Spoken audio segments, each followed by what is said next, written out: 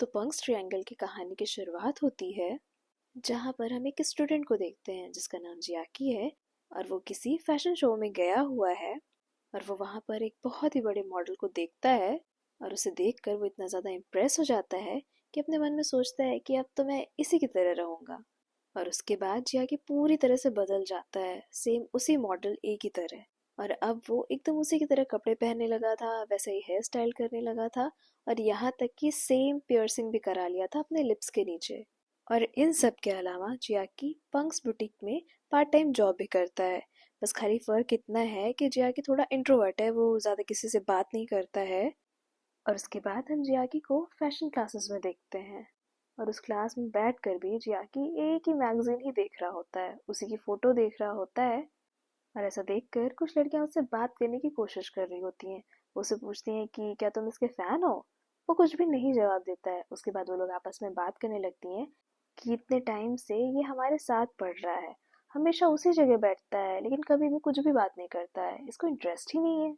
और फिर हमें दिखाया जाता है जियाके का पॉइंट ऑफ व्यू। वो ऐसा सोचता था कि अगर आप किसी भी प्रोफेशन में हो, यहाँ तक कि अगर आप फैशन डिजाइनिंग में भी हो, तो आपके आसपास के जो लोग हैं, आपके साथ जो काम कर रहे हैं, वो आपके कॉम्पिटिटर हैं। कहीं ना कहीं वो आपके दुश्मन हैं। आपके दोस्त कैसे हो सकते हैं। और तभी उनकी टीचर आती हैं और वो अनाउंसमेंट करती हैं कि तुम लोग को एक बहुत बड़े प्रोजेक्ट पे काम करना है और इसके लिए तुम्हें टीम्स में काम करना है। और दूसरी बात, अगर तुम्हारा प्रोजेक्ट सेलेक्ट होता है तो तुम किसी बड़े सेलिब्रिटी के लिए काम करोगे, मतलब उनके लिए ड्रेस डिजाइन करोगे। और उस टाइम पे बच्चे अपने प्रोफेसर से पूछते हैं कि आप जिस सेलिब्रिटी की बात कर रहे हो उसका नाम तो बताओ। जिस पर वो बताती हैं एई। और ये नाम सुनते ही जियाकी एकदम ज्यादा एक्साइटेड हो जाता है, मतलब उसका ध्यान वापस से उनकी बातों पे आ जाता है जो अभी कहीं खोया हुआ था। लेकिन अब सबसे बड़ी प्रॉब्लम ये थी कि उन्हें टीम में काम करना था, जो कि जियाकी को बिल्कुल नहीं पसंद था, क्योंकि वो चाहता था कि उसको इस काम के लिए पूरा क्रेडिट मिले। और उसे ये भी पता था कि वो यहाँ पे किसी को तो जानता है नहीं, मतलब उसने किसी से दोस्ती करी नहीं, तो उसके साथ काम करेगा कौन। लेकिन तभी यहाँ पर एंट्री होती है इनगमा की और वो आकर जियाकी से पूछता है कि अब कोई भी बचा नहीं है टीमिंग के लिए, तो क्या मैं आपके साथ काम कर सकता हूँ। लेकिन जियाकी को तो किसी के साथ काम करना नहीं था, तो वो टालते हुए कह रहा होता है कि क्या मैं तुम्हें जानता भी हूँ जो तुम मेरे साथ काम करने के लिए रेडी हो गए। जिस पर वो खुद को इंट्रोड्यूस कराते हुए कहता है कि मेरा नाम इनाका आयोमू है और मैं तुम्हारे साथ कितने साल तक साथ में पढ़ा हूँ। जिस पर जियाकी पूछता है कि पर मैं तुम्हें कैसे याद हूँ।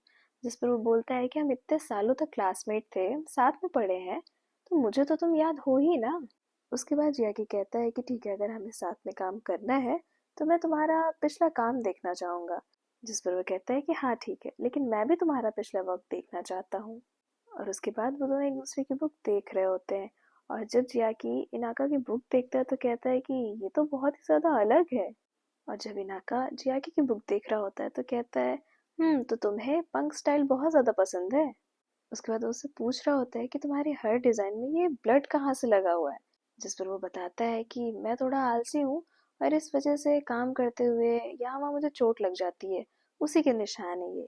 जिस पर जियाकी बोलता है कि तुम इतने आलसी हो और फिर भी तुम फैशन डिजाइनिंग करना चाहते हो। जिस पर इनाका बोलता है कि हाँ, ये थोड़ा आलसी वाला काम है इसलिए मैं करना चाहता हूँ। और उसके बाद वो उससे पूछता है कि तुम्हारा रीजन क्या है। जिस पर वो बताता है कि मैं इसलिए ये प्रोफेशन चूज करना चाहता हूँ क्योंकि मैं चाहता हूँ कि मेरे बनाए हुए कपड़े कोई पहने। जिस पर इनाका बोलता है ये कैसी सोच है। तो जियाकी बोलता है कि मुझे तुम्हारी एडवाइस की जरूरत नहीं है। लेकिन उसके बाद भी इनाका आगे बोलता है कि मेरा ये मानना है कि लोग जब अच्छे से अच्छा कपड़ा पहनते हैं तो उन्हें करेज मिलता है, उन्हें कॉन्फिडेंट फील होता है। और ये सुनकर जियाकी बोल देता है कि तुम्हारी सोच काफी यूनिक है। जिस पर इनाका बोल रहा होता है लेकिन अभी तो तुम कह रहे थे कि तुम्हें मेरी एडवाइस की कोई जरूरत नहीं है। वो लोग इसी तरह से छोटी मोटी बात कर रहे होते हैं आपस में। लेकिन तभी जियाकी देखता है कि इनाका के हाथ में वापस से चोट लग गई है। और जियाकी इनाका को बैंडेड लगाते हुए कहता है कि देखो तुम सच में बहुत क्लमजी हो, वापस से तुमने चोट लगा ली। और ये देखकर इनाका कह रहा होता है कि तुम बहुत कूल इंसान हो यार, और तुम्हारा बैंडेड भी एकदम पंक स्टाइल है।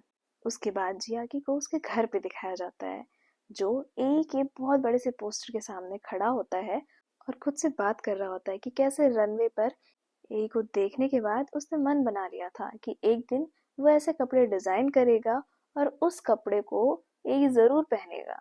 और इसीलिए उसने पियर्सिंग कराई और 10th के बाद उसने फैशन कॉलेज ज्वाइन किया और साथ ही एक पंक स्टाइल बुटीक में काम भी शुरू किया।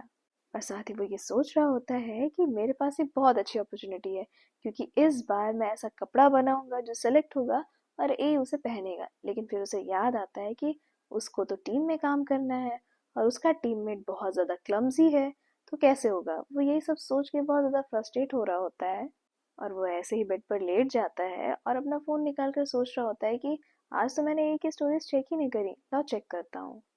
और वो जैसे ही ए की स्टोरी देखता है तो उसको याद आता है कि ये तो उस क्लब के पास का फोटो है, मतलब जो उसके घर के बहुत ज्यादा करीब होता है। तो वो बिना टाइम गवाए उठता है और ठीक वहीं पर जाता है। लेकिन जिया के आज पहली बार किसी क्लब में आया था। आज से पहले उसने कभी भी किसी क्लब में कोई एंट्री नहीं ली थी और इस वजह से वो बहुत ज्यादा नर्वस होता है, बहुत घबराया हुआ होता है। और उसके बाद वो किसी तरह से एंट्री लेता है और सीधा बार काउंटर के पास जाकर एक ड्रिंक ऑर्डर कर देता है। और मन में सोच रहा होता है कि यहाँ ए तो नहीं मिलेगा और मुझे जल्द से जल्द वापस घर जाना चाहिए। जैसे ही वो वहां से जाने के लिए उठ रहा होता है, वहां पर कुछ और लोग आ जाते हैं जो उसके उसी बुटीक के होते हैं। और वो जियाकी को देखकर कहते हैं कि अरे जियाकी, तुम यहाँ? और अगर हो तो जा क्यों रहे हो, हमारे साथ तुम भी एंजॉय करो, थोड़ा ड्रिंक करो। और उसके बाद वो उसको जबरदस्ती पिलाने की कोशिश कर रहे होते हैं।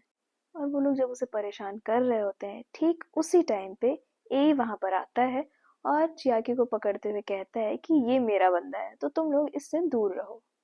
लेकिन चियाकी जब अपने सामने ए को देखता है, वो इतना ज्यादा घबरा जाता है, मतलब उसके मुंह से कुछ शब्द नहीं निकलता है और बदले में वो वहां पर वॉमिट कर देता है।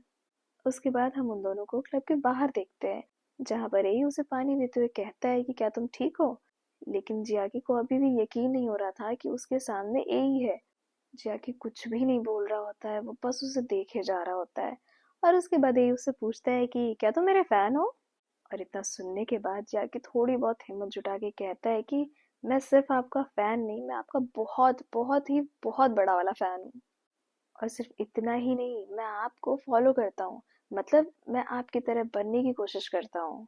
और उसके बाद ए कह रहा होता है कि वैसे तुम बहुत ज्यादा क्यूट हो, तुम्हारा नाम क्या है। जिस पर जियाकी अपना नाम बताता है। जिस पर ए कहता है कि जियाकी, तो तुम्हारा नाम जियाकी है, लेकिन मुझे एक बात बताओ कि क्या तुम बहुत कम बोलते हो। और हाँ, तुम्हारा ड्रेसिंग सेंस काफी अच्छा है। जिस पर जियाकी बोलता है कि क्योंकि मुझे सिर्फ और सिर्फ फैशन पसंद है। जिस पर ए कहता है कि जब तक तुम कुछ ट्राई नहीं करोगे, तुम्हें कैसे पता कि वो चीज़ अच्छी है या नहीं। और आगे उससे पूछता है कि क्या तुमने स्मोकिंग ट्राई करी है। जिस पर जैकी बोल रहा होता है नहीं। जिस पर ए उसे अपनी सिगरेट देते हुए उसे स्मोक करना सिखा रहा होता है। और जब वो स्मोक कर रहा होता है तो ये सोच रहा होता है कि ए को ऐसा लगता होगा कि मुझे स्मोकिंग पसंद आएगी। हाँ, वो बात सही है कि मुझे स्मोकिंग पसंद आई, लेकिन इसका रीजन ए ही है। ये सब सोचते हुए वो ए की तरफ बस देख रहा होता है।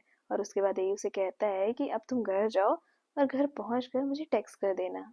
जैकी सोच ही रहा होता है कि ये सही है कि झूठ है, आखिर हो क्या रहा है। और तभी वो देखता है कि ए वहां से चला गया है। फिर अगले दिन हम देखते हैं कि जब जैकी सोकर उठता है तो उसके फोन पर एक नोटिफिकेशन आया होता है। और वो मैसेज किसी और का नहीं, ए का था, जो उससे आज रात को मिलने के लिए बोल रहा था। और उसका ऐसा मैसेज देखकर जियाकी एकदम बहुत ही ज्यादा खुश हो जाता है। वो सोच रहा होता है मैं जिस चीज का सपना देख रहा था वो सच हो गया है। और यहाँ पर हम ये देखते हैं कि ए कोई और नहीं, इनाका ही है, जो इस टाइम पर बैठकर स्मोक कर रहा होता है। और इसी के साथ ये एपिसोड यहीं पर एंड हो जाता है।